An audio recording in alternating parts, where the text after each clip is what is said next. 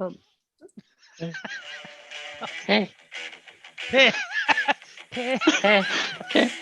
so we are recording. So, 3, 2, 1. Welcome everybody to Above the Horizontal, a new NRL podcast for all you fun league fans out there. We're going to discuss some rugby league topics today, and we'll probably touch on a few other things going on in the world. I'm Stocksy, and welcome. Say good day, fellas. Introduce yourselves, Hodgie. Hodgie, this is episode 2. You already know who I am. Well, that's if they watched episode 1. Because it Go has a back and watch different episode name. 1. Because it has a different name. So But they will change it. all right, Watch F1. So we've also got Brad.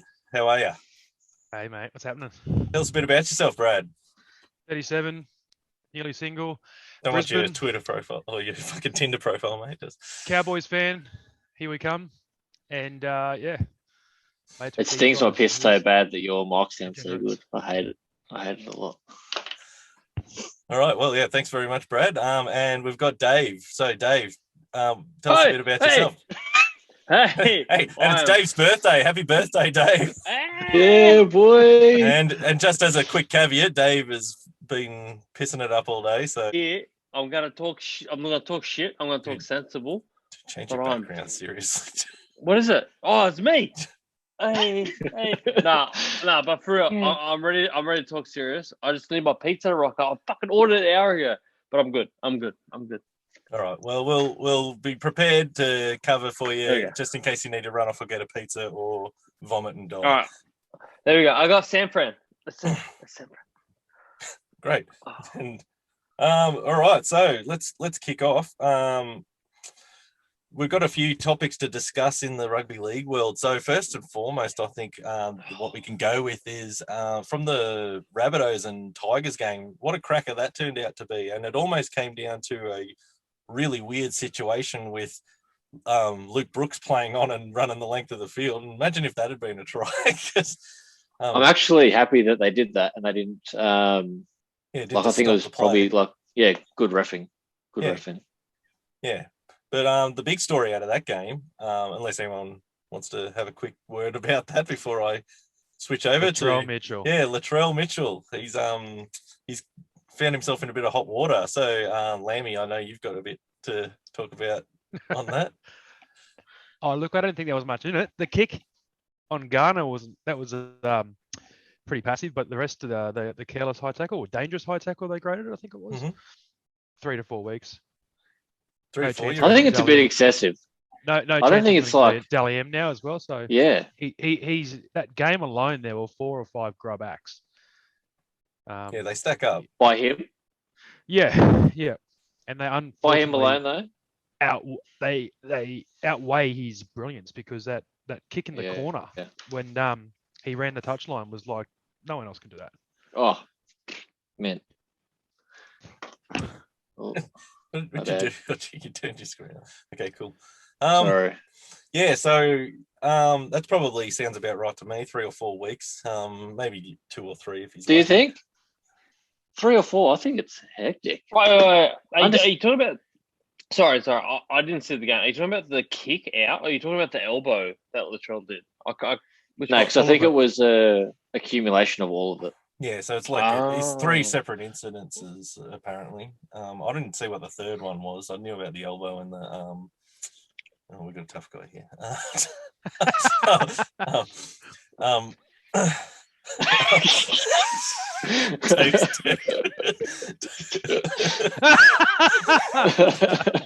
Okay. All right. So I can understand the kick out is the only one that I don't agree with. Oh God! All right. Good start. All right. So we all agree. Well, what do you reckon, Hodgie? How many weeks is he getting? I honestly think that he'll be playing before Dave's hangover finishes. That's for sure. I would have only charged him on that high tackle. That's it. Yeah. I think that the kick out is. I heard Freddie saying today on the Sunday Footy Show, don't hold his fucking leg. Like You shouldn't be holding it anyway, and he's trying to run away. Let go of it. You know what I mean? I agree with that, man. I agree with that. From what I saw in the replay, he's not lashing out to kick him in the face. He's like, let me the fuck go. He's not out there. Exactly. Yeah, he'll be fine, man. He'll be fine. Yeah, fair enough. It's not like that guy was laying on the ground. He was holding him, and he's like trying to stomp him or some shit. He's like legitimately trying to get away, and that he guy's wasn't looking at him and fucking trying to jam him in the face or anything. Yeah, it was pretty innocuous. It's just the late shot. It looked worse. Yeah, the late shot. The high shot. Sure, that's probably 2 weeks. I would probably give him 2 weeks for that because it was late and it was high and it was unnecessary. I reckon probably 3. So for what? For that high shot? I'm pretty sure. That's a lot, man. 3 weeks. Right. Seriously, 2 to 3, man. That was lazy, late and lazy. All right, so I don't think we're gonna fully agree on that one. But on the topic of high shots, if we want to keep the ball rolling on this episode, how about the shot on Val today? That was pretty a send off. It wasn't a send off, I don't think. And I'm a little bit torn with that, eh? I'm torn as well. I feel I've seen a lot worse than that. But in today's world with concussions, I think you gotta come down hard on that sort of shit. Oh, yeah, I didn't see it. Fill me in, boys. I didn't see it. Val. It was just ran into it again. Yeah, Hetherington. Hetherington, that guy from Penrith. All it was Val changed his direction and he threw his arm out and it clipped him hard. But it was a lazy. No, it was a lazy tackle. He threw the arm. That's all. Yeah, it was lazy. Lazy, reckless. You wouldn't call it dangerous. You'd call it reckless. Definitely not send off. I don't think at all. It wasn't intentional. I don't think it was intentional. Oh, it wasn't intentional. Yeah, that's why I don't think 10 in the bin for sure, but send off. Please. Yeah, I reckon that's fair, but he's definitely going to be on the sidelines for a couple of weeks for it. I think he will more so because he got sent off. If it had been 10, I don't think people would have cared probably as much. I think it was worth at least a week though. Like you can't hit people. Yeah, 100%. You just can't. Do it. Yeah. Oh, he'll definitely get some time, and I think he's got carryovers too from last year, to be honest. But...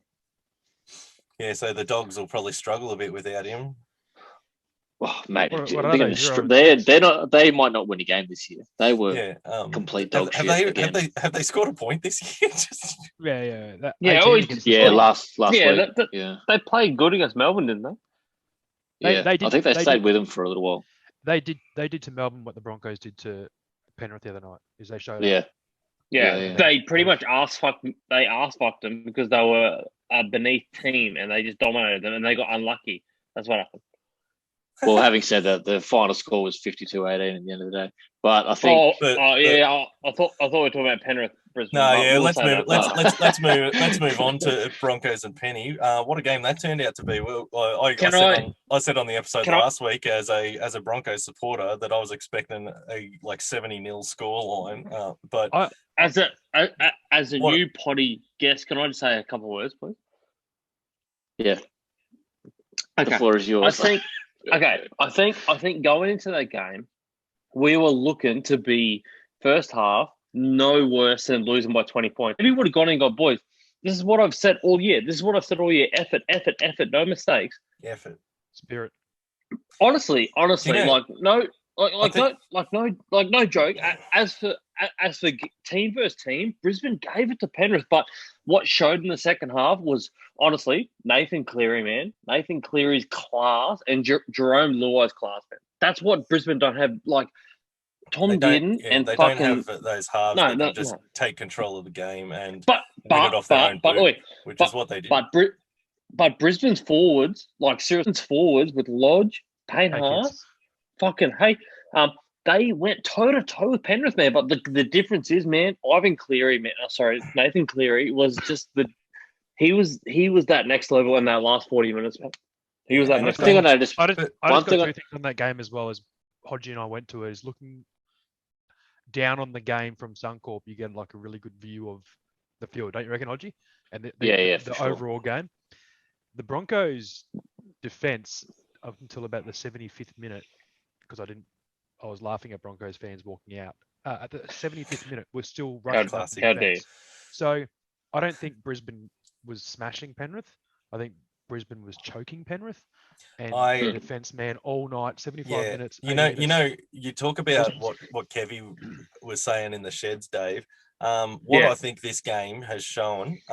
So there's been a lot of doubters with Kevy because for some reason people seem to think that if you take over coaching the wooden spoon team, that you immediately make them successful. It doesn't work that way. I think this game showed that Kevy is a good coach because I think that he outcoached Cleary in that first half because he did his homework and it's line speed. He just choked. It was Penrith. great. It was good. And honestly, without think of the tries Brisbane gave up. They were from shitty decisions from the centre. In the centres, they had David Mead, Titans reject winger. The other centre was Richie Kenner. He's a South Sydney reject winger. So the tries they gave up were from shitty decisions from the centres. So I think the other night is Dearden was kicking to Brian Door the whole night. Yeah. Yeah. He was kicking to that was going to be hoping he would drop. No, well, I think it was. Hold on. He dropped a couple. He dropped maybe one or two. But why the fuck wasn't Dearden kicking to the left where Oates is? Like the tallest guy in the NRL. I think it was more. I think it was more of a thing to take him out of the first play. And it worked in the sense because it's trying to nullify his kick return. Ball first or second tackle.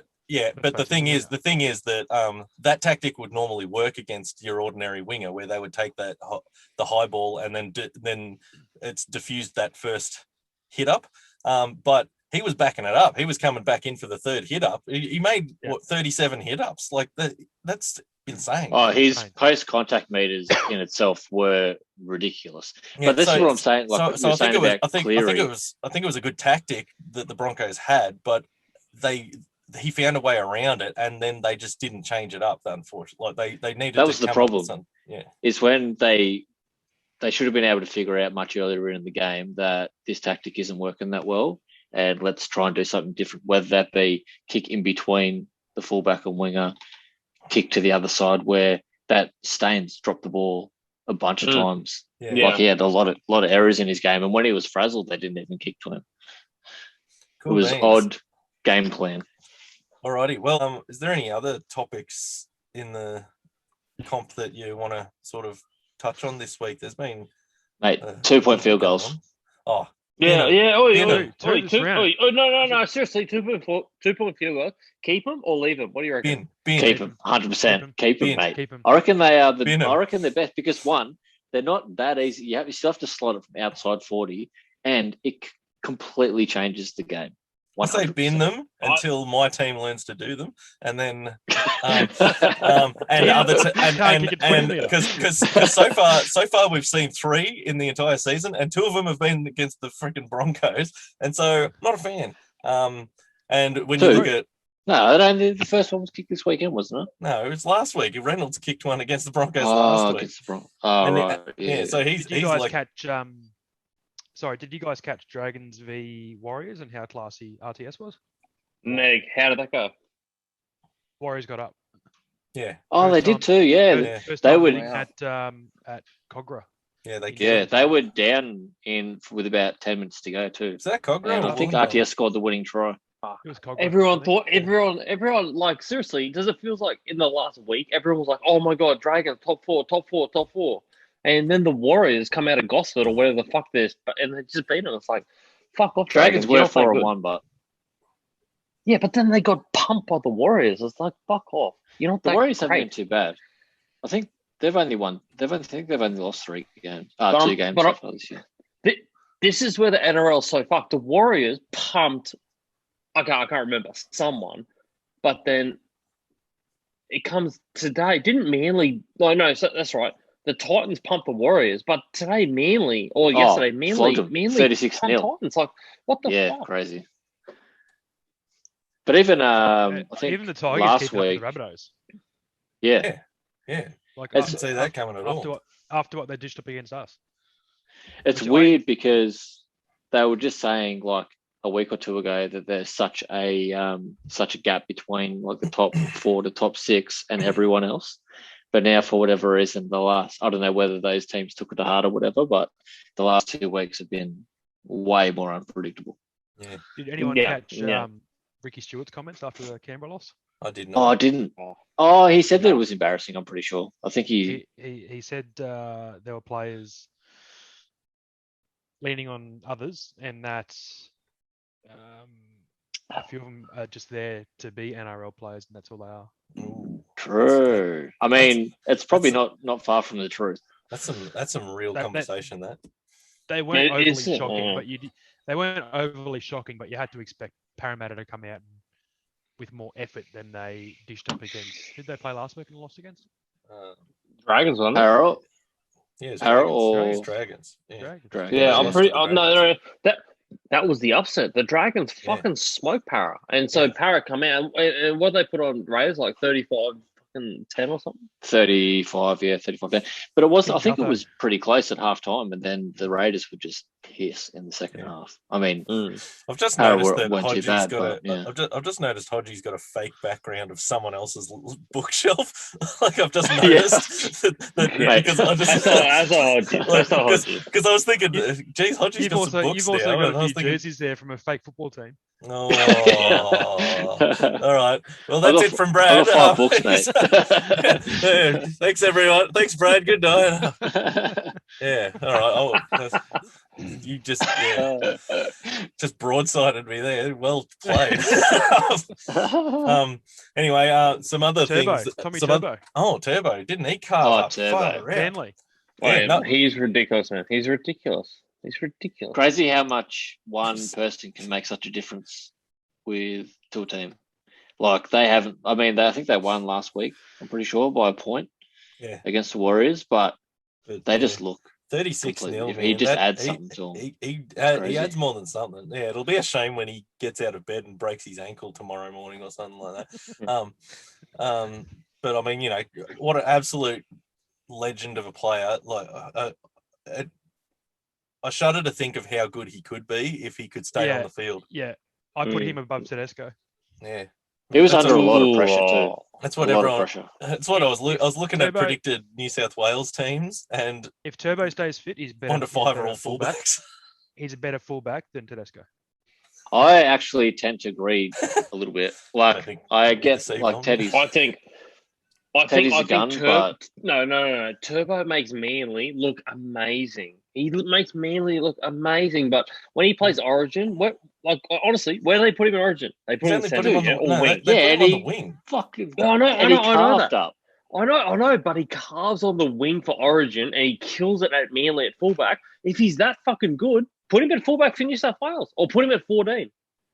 Yeah, but the problem is then where do you put Teddy? Like that's the issue is you can either have them both on the field. Teddy's got to be at fullback. He can't play anywhere else. So. No. I don't. Yeah, I know. He'll be there for as long as they're around. I know. And there's talk of what about Pappy? What about what do you do there with Pappenhausen? Man, Pappenhausen's a good player. 14. Do you put him at? Yeah, but he can only play fullback, maybe wing. Can you imagine putting that centers? No, you'd put him in. No, you'd put him. I'd bring him on if there's no injuries. Bring him on and have him as a roving like second fullback. You can't have Tedesco and Pappenhausen in the No, Alan. If Pappy's in the centre, Capewell will skin him alive. Like there's no way that you can put him in the centres against Kurt Capewell. It can't happen. We'll do what he did to that old bloke. Is Capewell getting a run? Oh, jeez.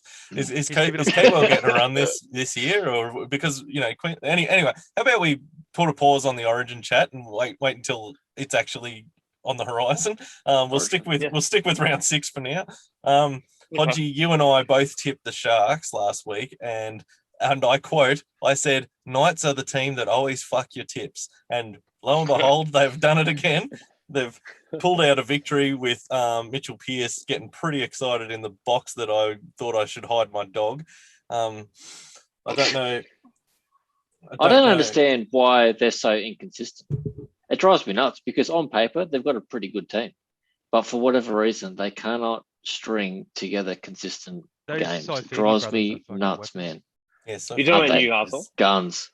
Yeah, I honestly think Mitchell Pearce is the biggest loss for those guys because like they've got the spark at the back with But they won. Ponga. They got no game management now. He's out. Yeah, no. That's the thing. Like they got Blake Green, who's like 45 and like trying to manage the game in the centers. Like I don't know, man. Like they need Mitch Pearce there, man. He's a massive. Not gonna lie, would take Blake Green at the Broncos. I think Blake Green is a good player as long as he has a good halfback that he can play off. Because like you looked at him when he was at the Storm, he was quite good. When he went to New Zealand, he wasn't too bad. But I think he went to Manly after that, maybe, and he was pretty average. But then when he plays with Pearce, he's actually quite good. I think that's the issue is, and like Kurt Mann isn't a game management either. He's like, I don't really know what he is exactly. He's just like he's erratic. Honestly, he reminds me of Dufty when he was at the Dragons. Yeah, Kurt Mann, a little bit like a utility as a six. Yeah, they are like honestly in park footy. Connor Watson, Kurt Mann. They're the guys that you just give the ball to carve a mark, like run a mark. But in NRL, they're like Connor Watson's a gun, but he has no position. He's just like that. He's not a 13. Yeah. There's no way he's a 13. No, but Kurt Mann's not a 6. It's just like give him the ball because they got real good effort. It's like, oh wait, I haven't got pizza. Well, that seems like a good opportunity to segue into the next topic of discussion. I think round 6 we've put that in the history books now. Yeah. So I want to introduce a concept for us to go episode to episode. Just, dude, watch the sea bobs, man. So the new concept is that every week we're going to pick a rugby league position from 1 to 13, and although we'll probably tie a few together, obviously, all the different positions. We're going to pick our top 3 players of our lifetime in that position. So that's the caveat. You have to have seen this player play. Because, I mean, you could always say Clive Churchill, best fullback ever, but how do we know? We never saw him. There's not that much vision of him. We're just going on word of mouth. So who, in your opinion, is the best fullback, top 3 fullbacks that you have ever seen? And that is the position we're going to go with this week, fullback. So who's first? Wait first then. All right, so Jared Sammett. So, yeah, we've got him. Mine is not necessarily based off like who you would say is the best, who has been the best over a certain amount of years. They're just the fullbacks that I really enjoyed watching. Just pretty much just entertainment wise. So I'll go. My first one is Brett Mullins because he was just like an absolute freak. He scored so many tries and he didn't actually play for that long. My next one's GI because he was just like when he played at fullback was just a freak. And my third is Carmichael. Loved him. Yeah. Can't wait till he comes back. Yeah. Used to love the way he returned the ball. It was unbelievable. He had the best kick return. He had the absolute best kick returns, didn't he? So who wants to go next? Your top 3. I'll go. All right. So let's get these out of the way. Honestly, like I can't go past. Like this sounds so cliche, but Lockyer Slater, first 2 straight up. That's all I can think. Like I've got no qualms of Lockie being number 1. He's the guy I grew up with. He was like unbelievably my biggest throbber when it comes to just being a footballer, like as a fullback too, and then obviously moved to 5'8", but Slater too. Slater mastered that position. Sorry. And he was killer. But do you know what? Number 3, a bit of a smoky. I'm really sorry to say this. Like I'm really, really sorry, but my number 3 is Minicello. Seriously. Oh yeah, that's fair. That's actually probably fair. Seriously, I watched Minicello be a winger for Roosters in the early noughties, 2001, 2002, and I saw him being a winger, and I was like, and then when he played fullback, like he was the old school Tedesco. That's what he was. He was the old school Tedesco. And then I feel like Minicello was like a really good fullback to watch as long as he wasn't on your team. Because I feel like if you were a Rooster supporter, he was so prone to dumb shit mistakes, like not taking away. Like obviously he was like a crazy good player, but God, he made some friggin' howlers. I like those choices though. we'll discuss a bit more. Brad, what do you reckon? I'm going bang, bang, bang is Slater, Inglis. And you ready for my smoky? Okay. Or if it's Matty Bowen, I'll fly to fucking Brisbane. Oh, Matty Bowen. Matty Bowen. Yeah, Matty that's a Bowen, good one, 100%. actually. Mango. That is a good one. It's Mango. He was a bit of a Yeah, speed no, bump in that's good. defence, man. But you No, talk about seriously. the Seriously, combo, yeah. like probably only 3 or 4 years he had a combo with JT, but No, that's meant. Yeah, that's a good one. I didn't He's think good. of it. You know what? Can we Yeah. just side he- discussion? Is Matty Bowen one of the most underrated Yeah, footballers he's you've ever very, known? very underrated. He was a. I would say he's like the most underrated because there was I I think there's a lot out there that are more, but because he got the like kudos that he probably deserved. But he had think the most X factor, I reckon, of all these people we've named. I haven't named my 3 yet, but yeah, go on. I think No. the time that he played, he was probably just a little bit unlucky because he had people like Slater and stuff in front of him. Yeah. Had he but played I mean, in a like, different era, he probably would have Yeah. got more out of it. He never got a premiership. I think he might have got a state of origin. He got the intercept, but he used to absolutely carve for for North Queensland, man. You look at any type of YouTube highlights, he is unbelievable. He was that He was player. a gun, and yeah. Dave, you'll agree with this.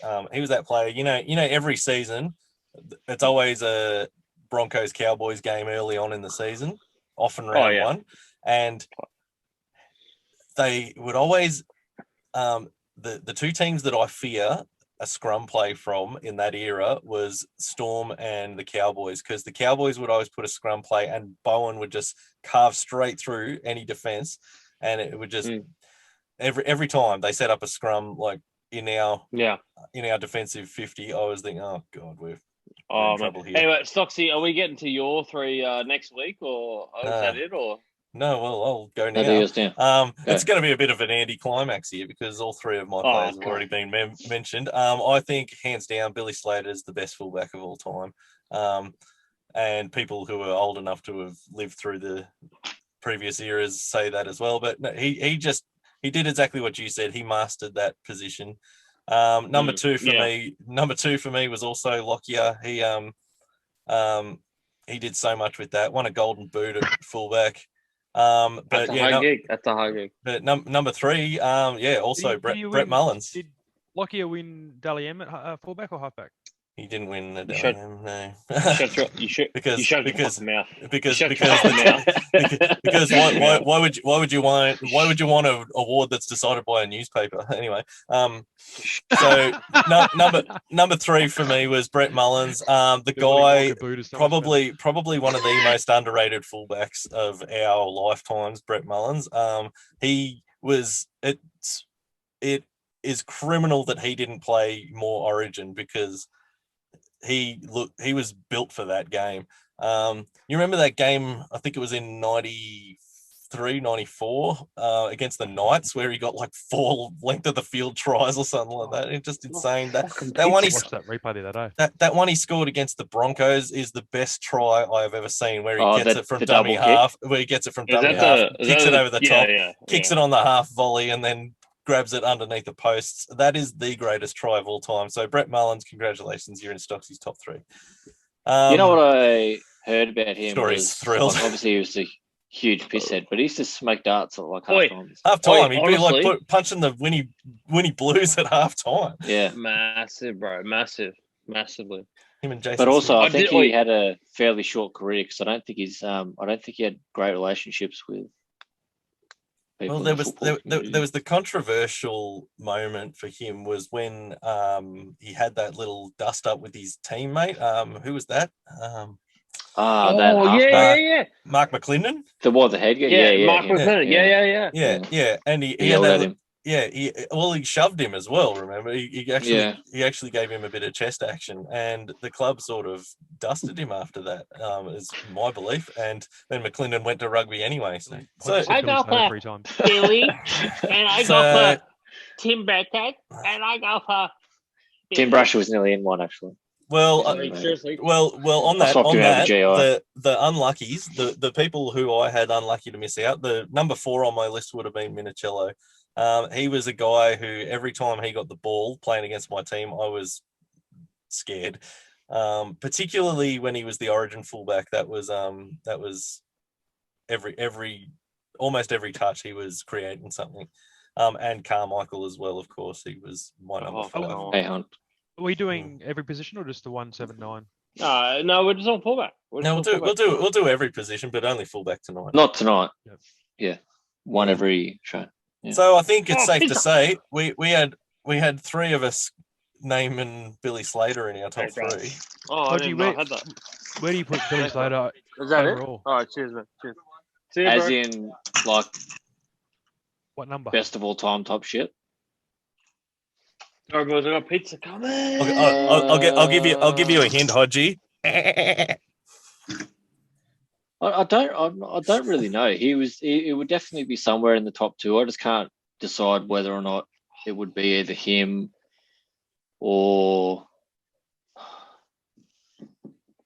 I don't know. It's hard to say. Like, you look through the 90s and Brasher was the epitome. You look through like the early 2000s and it was people like Minicello. He had, I'll give him, he had longevity, but like as far as like skill wise and stuff, I'd give it to people like GI, who could do things that no one else could actually do. Whereas Slater was more about, he was great positional play, Structured. like that whole Storm thing of like being very structured and doing things a certain way, but doing that whatever they're doing very well. Yeah, not cocky either. So. Yeah, but you look at people like DI who can strip a ball and test level. Going up. Exactly. Go on. Love to see B Slater do that. It could be called a gecko. And Billy probably gets the gong for number 1. Right. So, did you order sausages? Oh, those are those puff pastry things. Back in the NRL space. What do you reckon is the best and worst rule that you've seen introduced into the game? All right, go. For best rule for me is the 40-20. I reckon that was a game changer. Like it was like, because it doesn't happen often enough that it has wrecked the game, but when it does happen, it's freaking awesome. I just think it's hard enough. Like, it's hard enough to not happen all the time, but if you have a good kicker and you're really struggling to get out of your own half, it changes momentum hard. Big time. So you saw that's what happened in the Broncos Panthers game. When the Panthers just couldn't get through that defense, and then suddenly Cleary pulls off that 40-20, and then that was pretty much game over after that. You know what's weird, lads? Sorry. I was going to say, like Nathan Cleary is a weapon, like probably the best in the comp when it comes to 40-20s. How come no one, when they're under the pump, no one tries for a 20-40? That's a rule. Yeah. I was just thinking that. They bought, you can kick a 20-40, but I don't think I've ever seen anyone try it. Maybe it's just too risky. Yeah, well, I get that, but I mean, risky. like, honestly, yeah, but I mean, if you're under the pump and you're getting fed from the defensive team, they're just jamming in, fucking feeding you. Surely, if you've got a boot like Nathan Cleary, honestly, I think you're right, because that's the perfect time to do that would be early in a set, when you're defending, when you're trying to get off your own line, and you're not going to have the wingers, sitting too far back, defending in that circumstance. So you could quite easily pull it off, I reckon. I think the only issue is a lot of teams, their line speed is really fast in that when they're in their own red zone. So the time you're going to have to, I'm not saying it's not impossible, but I feel like that's probably the thing that prevents a lot of people from doing it. Is just they don't have enough time. It's almost like if the fullback could get like a half line break and then just have a ping, while he's on the run, and try and pull it off that way, that'd be pretty good. You need to get a super quick play the ball, and then do it straight off. Like maybe someone whoever's do it off the kick return. Do it off the kick return. Just catch everyone off guard. Could you imagine? That's fucked up. Yeah. Anyway, so that's my 40-20. That's my best rule that's been introduced. I'd probably tend to agree with that, to be honest. I don't. Yeah. I don't know if there's any. I don't mind the 6 again. It's making the game a little bit I don't mind fast, but yeah, I don't mind it. I don't know if I got one that I don't like. I just want to highlight something as well. If we're finished on those new rule changes, is the Bulldogs next. So they've lost 6 games straight. Their next 5 games are against the Sharks, the Eels, the Dragons, the Raiders, and then the Titans. Yeah, all winnable. All winnable, mate. All winnable. Do you know what? Do you know what? Oh, man. They're going to go 10-0. Do you know what? I reckon they're gonna jag one of them. And it'll be like something really unlikely, like it'll be something Raiders really or unlikely. Dragons. Yeah, Raiders in Canberra or something like that. You know, they'll just you know how you always see that sort of shit happen. When it's like, there's no way this could happen, and then it happened. Yep. I feel like their biggest chance to do anything was probably today against the Cowboys, and they showed why they could potentially not win a game this whole year. They just look complete dog shit. I don't understand how. Like when you got like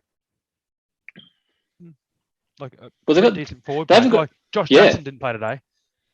Yeah, he's a big loss, bro. He's a big loss. He's a New South Wales second rower. So honestly, Josh Jackson makes second row on anyone. No, Hopewadi's trash, bro. Hopewadi steals a paycheck. Flanagan, I don't think, has found his feet and he's low on confidence after getting. He's struggling. Well, think about going like from Roosters to like a team where you've got people going forward all the time and your job's pretty easy, to the Bulldogs where one, you're expected to be almost the saviour of the team. Yep. And it'd just be so much pressure. And he's pretty young too. Yeah, he's like the Ash Taylor of the Bulldogs now. Not good. And has a rubbish 6 on him. You're exactly right, bro. He's literally the Ash Taylor. And 100%, you know what? The weight of the world on his shoulders now. So. You're right, and he's getting exposed, man. He's getting exposed as a bit of a shit cunt. Like he would probably be a good player outside of a Melbourne or a Roosters spine, but he can't do that at Bulldogs, man. He can't do it. Well, look at just today. So they had their starting forwards were Renouf, Tony, which is like, I don't know how many games he's ever played. Yeah, and that Jack Hetherington, which I'm pretty sure came off the bench for Penrith. He's good. And when he went to the Warriors, but I don't know whether he's a starting prop.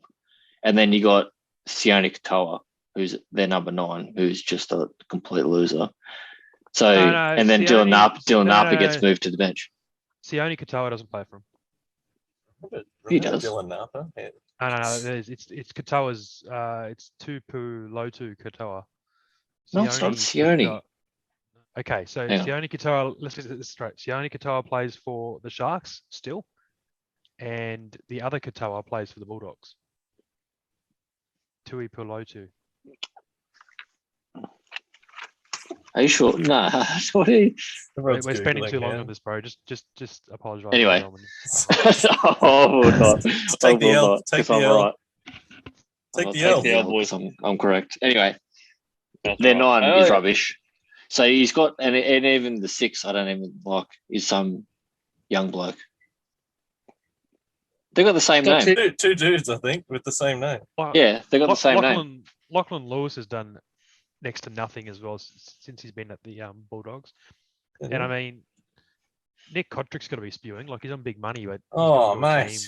Imagine that. From a grand final to Dogs. Like, that's someone who just must love money more than footy. I mean, DWZ as well. Like, Lesniak. He's like, Corey Allen is a fucking centre at the Bulldogs. Like, Corey Allen was the Queensland fullback, was he not?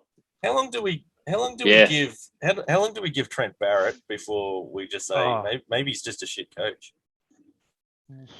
Well, this is I don't want to put a nail in his coffin yet. I was just defending Kevy, saying you can't just go into a shit team and make them better instantly. But I mean, at least the Broncos have shown a few signs of improvement. The Dogs are circling the draft. To be honest, if you look through the Bulldogs roster, it's pretty rubbish. They are there's a couple of names in there, but for the most part, it's nobody's. Cool. Yeah. Next topic. Next subject. Well, let's we go. got? Let's move on to round 7. Put in our tips for round 7. So Thursday night there's Penrith versus Newcastle out at Bluebet Stadium.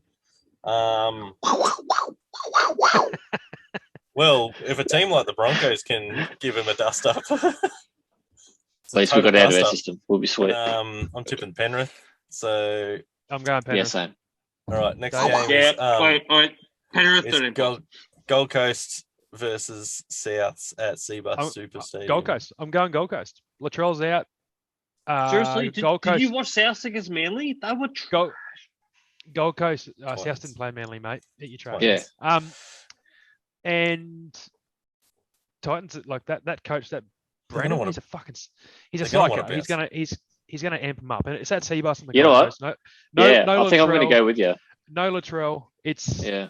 all the writings on the wall Bro. for the Gold Coast Bro. to I like who your did the Gold? Who did the Gold Coast just get pumped by? Manly. Manly.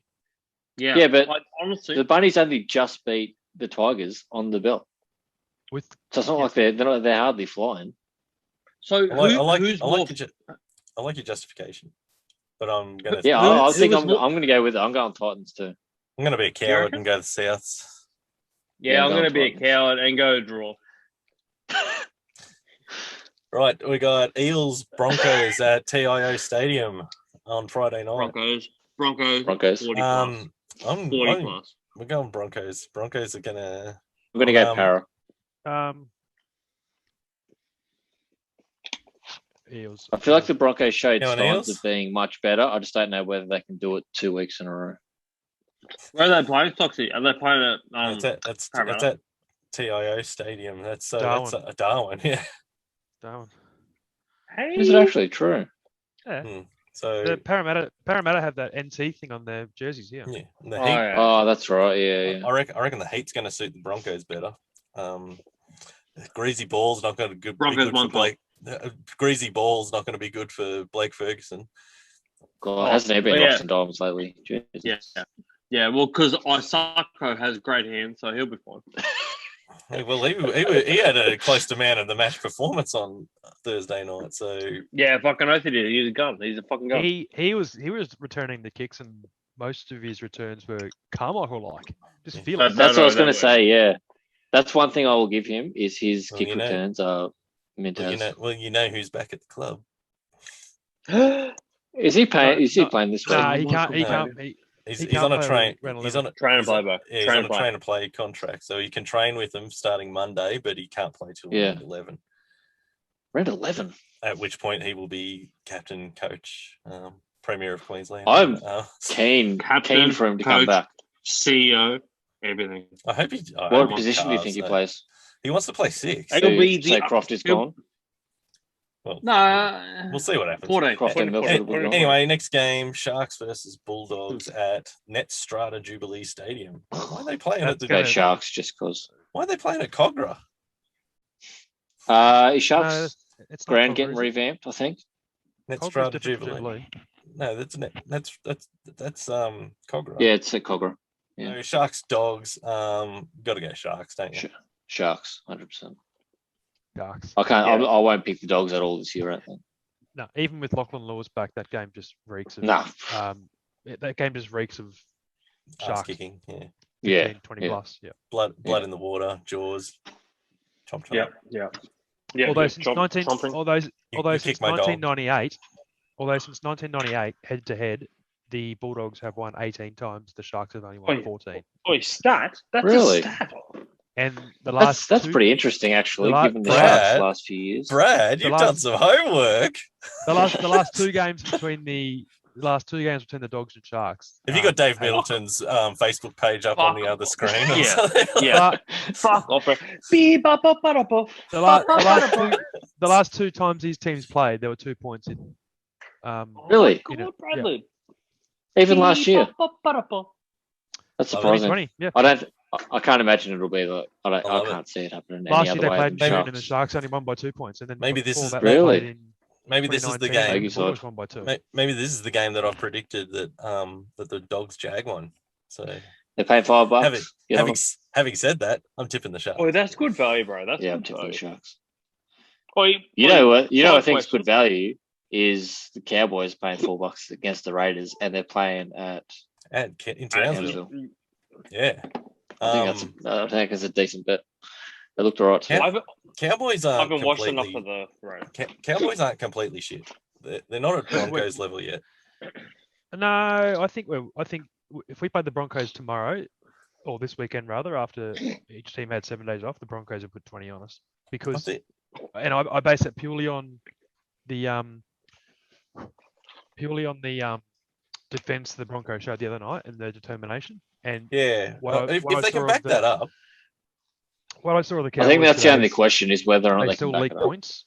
And yes, the Cowboys have no issues in scoring points, but they leak points. Because I'm not putting a lot of weight in today's game because the Dogs were pretty awful as usual, and they were playing with one less man on the field.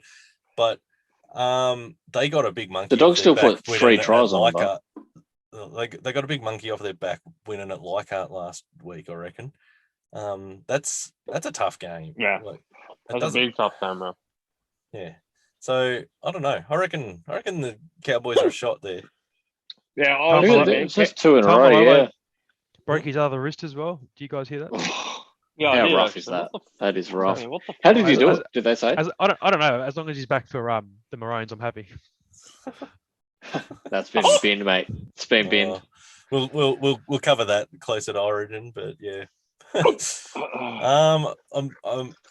sorry, I'm definitely Brad. throwing a tenner on the Cowboys 1-12. I've just pumped your team up, but I'm going to tip the Raiders.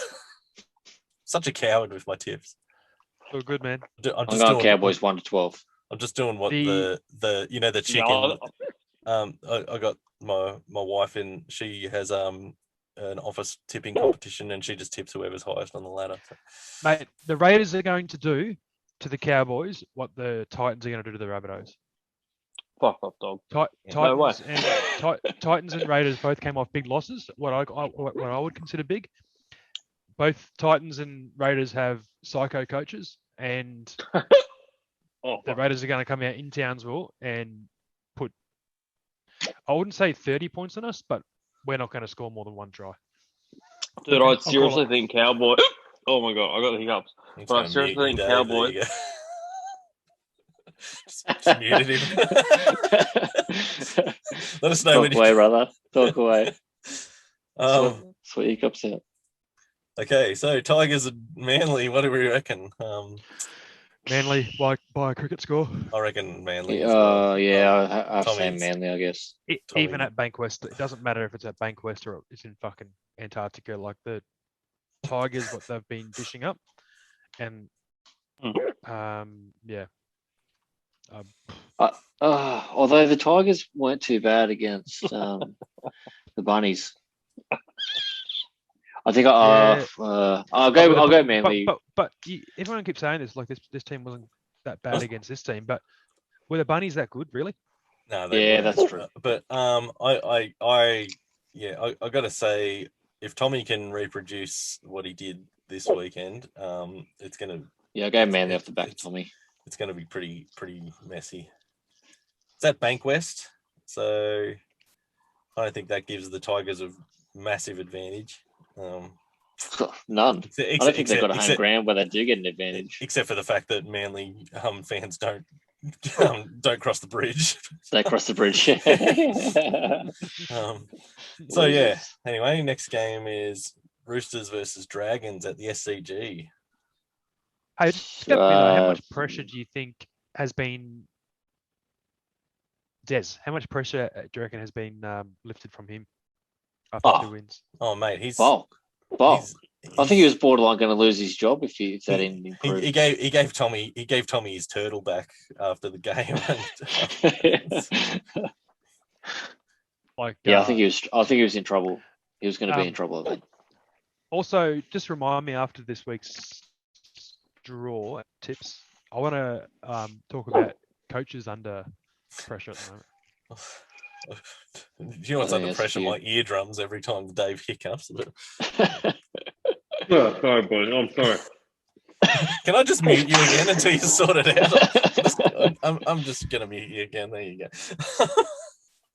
All right. So who did we tip? I'm going. I mean, Roosters or Dragons? I'm going to go Roosters. Roosters just because no reason. Yeah, just too classy.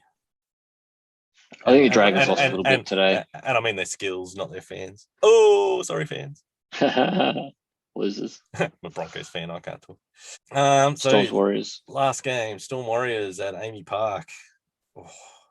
Oh, that Anzac that Day. Roosters Dragons. Anzac Day. Yeah, it's Anzac Day. Yeah, I forgot about that. Anzac Day clash. I think with Roosters and Dragons, I think it'll be a cracking game because of that reason.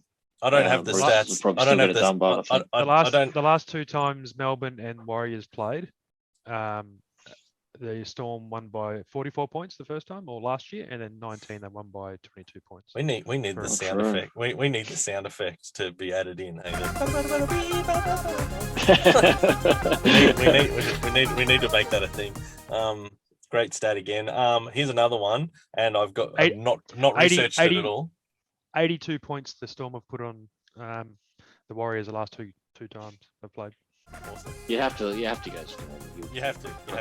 But here's another one. If I'm correct, I believe that the Warriors have never won an Anzac Day game against the Storm. Well, I wouldn't be surprised by that at all. The first time in 17 years. I wouldn't be surprised. The Storm are looking so good. You know how Penrith looks good and defends well, and just like the Storm are looking so good they could start resting players. I wouldn't be surprised if they gave Pappy a rest 1 week soon rather than towards the back end of the season. You know what? And it actually works.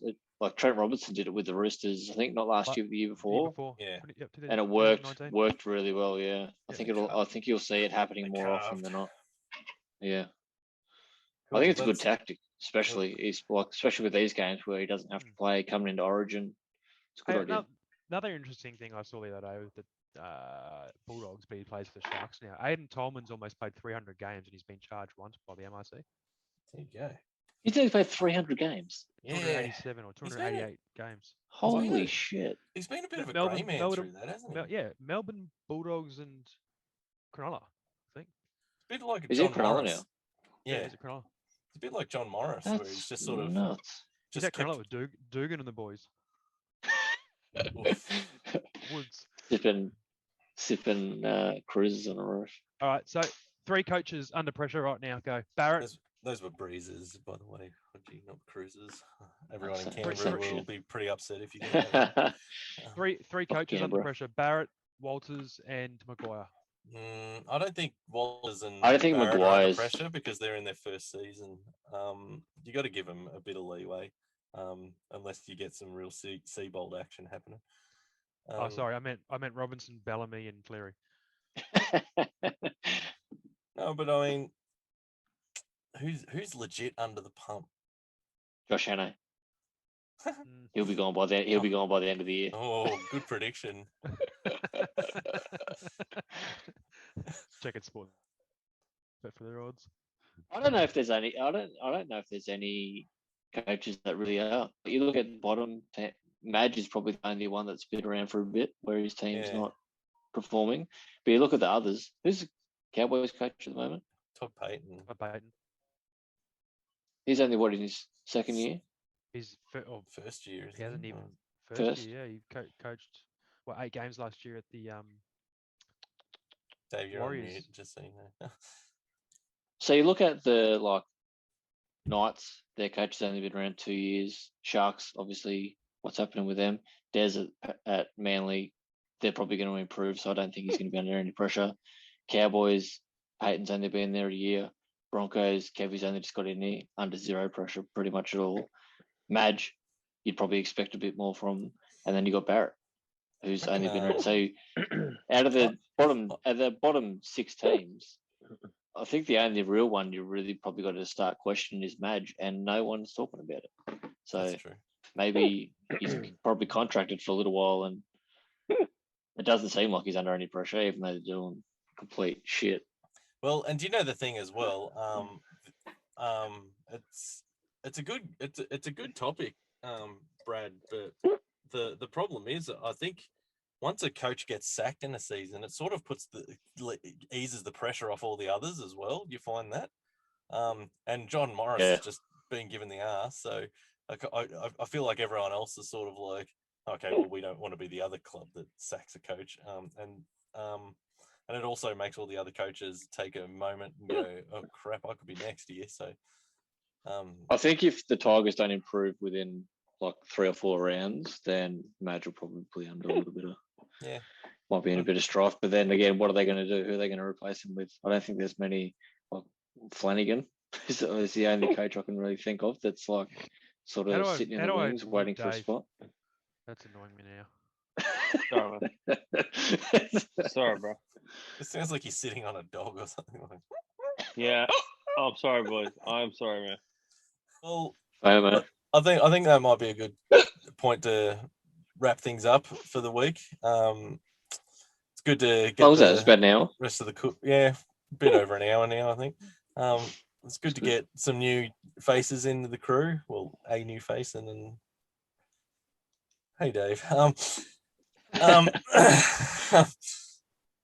So yeah, next week I'll be less drunk next week. You still got to get invited next week. Invite me. It's my birthday. It's my there you go.